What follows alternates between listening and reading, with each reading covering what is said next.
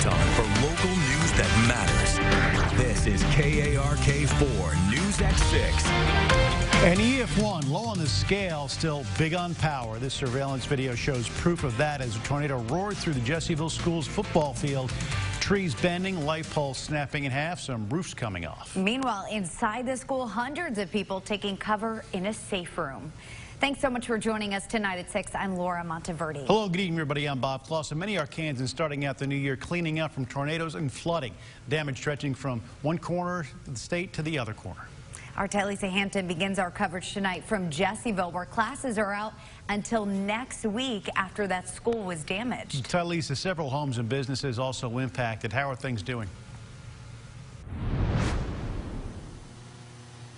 Yeah, Bob and Laura, we spoke with those at Jessieville School District who told us they have been working for hours to pick up the debris after yesterday's tornado. We actually saw the last bit of crew members leave just minutes ago. And I'm going to step out of the way right now so you can just get a closer look at the damage. Now you can see down cables lines right here, and even in the back you can see parts of the roof from the school scattered on the ground. Now this is just a part of what the school says they have to fix. And we also spoke with the National Weather Service, who told us that the tornado that passed through Jessieville was small, but those in the community say it left a big impact.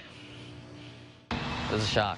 For students and staff at Jessieville School District like 8th grader Aiden Reyes, Monday's tornado came out of nowhere. All of a sudden, wind started picking up. I was looking outside and I started seeing the trees and they were like starting to go over, and I was like, that's not normal. Reyes was in the school band room when he remembers he and other students heard a loud noise. I started seeing the roof go off the building, and then that's when I moved into the hall. Superintendent Melissa Spears says the entire district had to act fast. And it happened before we even had an alert. Moving about 900 students and staff into the district's safe room. Now, instead of students at school, crews are picking up the pieces. We've got major damage on a couple of the buildings' roofs. We've got some pretty significant damage at our football field. While inside the school, parts of the ceiling are now on the floor. The school, Shauna Wood says, became a safe haven for her mother, who lives across the street. The gentleman across the street, who is new to the area and she's never met before, is the first person that came to her and rescued her out and brought her to the school, where we have some family that works at the school. As they work to fix the roof on her house, where a tree fell on it, Reyes says he is also putting on working gloves to support his family. Just helping my family clean up the business we got here because tree fell, everything happened. Spears thankful no one was badly hurt, but says 2 of her staff have minor injuries. She also says administration will meet next week on how to improve the system for severe weather. Things are going to look a little different when kids come back on campus on Monday, but we're still the same. Reyes still can't believe his eyes when he looks at the school. I looked up and I saw the big light poles over there, and I was like, oh man, that's bad. Now, school was closed today, but the superintendent said they will do AMI classes for the rest of the week and hopefully return back to in-person next week. Reporting in Jessieville, I'm Lisa Hampton. Back to you. Lisa, thank you. DeWitt is drying out today after some areas got more than 2 inches of water. Police Chief Stephen Bobo says first responders recovered several submerged cars and even had to transport some people to safety early this morning. He says water-covered bridges have made it almost impossible to get from one side of town to the other. It's been a real long day for all of us. I know that. I'm just glad that we got through it. Nobody got hurt. We were able to get to people quick that were stranded in the water. Thankfully, there have been no reports of any injuries. Northeast Arkansas also dealing with severe weather Monday night. Several towns left with flooding from all the rain. In Paragould, roads and yards drying out today.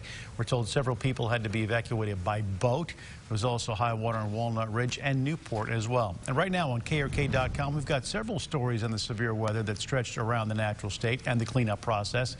You can find that right on the homepage at KARK.com. Little Rock marks its first homicide of 2023, and within hours, an arrest is made. 29-year-old James Lambert is in custody, facing capital murder charges. Police say a man's body was found this morning on West 3rd Street. They haven't said how he died, and he has not been identified. A message for Arkansas hunters tonight as duck season continues. Arkansas Game and Fish asking people to be vigilant about the increase in avian flu or bird flu. Jessica Rank joining us now in the studio with more on this. Jessica, what's the risk for the spread of the virus? Yeah, Bob and Laura, the good news is there's very little concern for humans, but as farmers start to see more and more birds impacted, it could affect hunting seasons and poultry prices.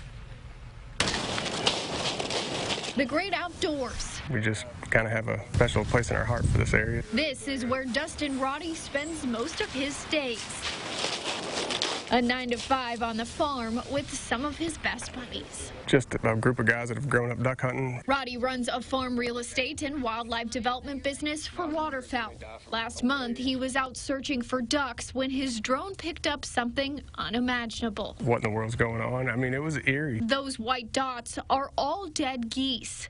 75 plus, Roddy says likely died from avian flu. To see them in the numbers that we were seeing them was what was alarming. 2 days later, he came across this. A bald eagle dead, and a confirmed test shows the cause, avian flu. The virus is spreading in central Arkansas with several reported cases from Arkansas Game and Fish. They're now warning hunters to be on the lookout. Once it starts carrying outside of that and gets into your ducks and some of those other species, then we may have bigger problems. According to Game and Fish, if spread increases, it could cost domestic poultry production billions. And if the spread continues in wildlife, it could have an impact on hunting. You may see things like bag limits or days of hunting may be restricted as well. Preventing that comes in a few simple steps. Arkansas Game and Fish says it starts with notification and awareness.